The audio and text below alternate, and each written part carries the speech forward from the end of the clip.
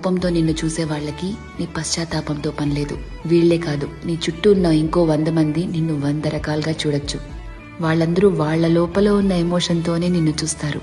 నిన్ను నిన్నుగా చూడగలిగేది ఆ పైవాడి తర్వాత నువ్వు మాత్రమే.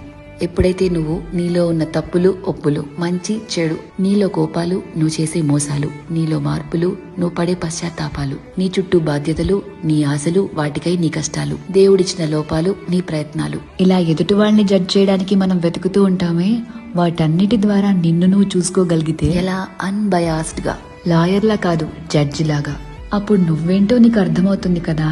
అదే సెల్ఫ్ అవేర్నెస్ అంటే. సెల్ఫ్ అవేర్నెస్ నీకు చాలా ప్రశాంతతనిస్తుంది. ర్యాండమ్ గా ఎవరిని ఏమీ అనలేవు, ఎందుకంటే నీకు తెలుసు ఎవరి తుఫాన్లు వాళ్లకుంటాయి లోపల అని. ఒకరిని జడ్జ్ చేయటం చాలా ఈజీ అబ్బా, కానీ నిన్ను నువ్వు జడ్జ్ చేసుకోగలిగితే personal growth, peace of mind అన్నీ దొరుకుతాయి. అందుకే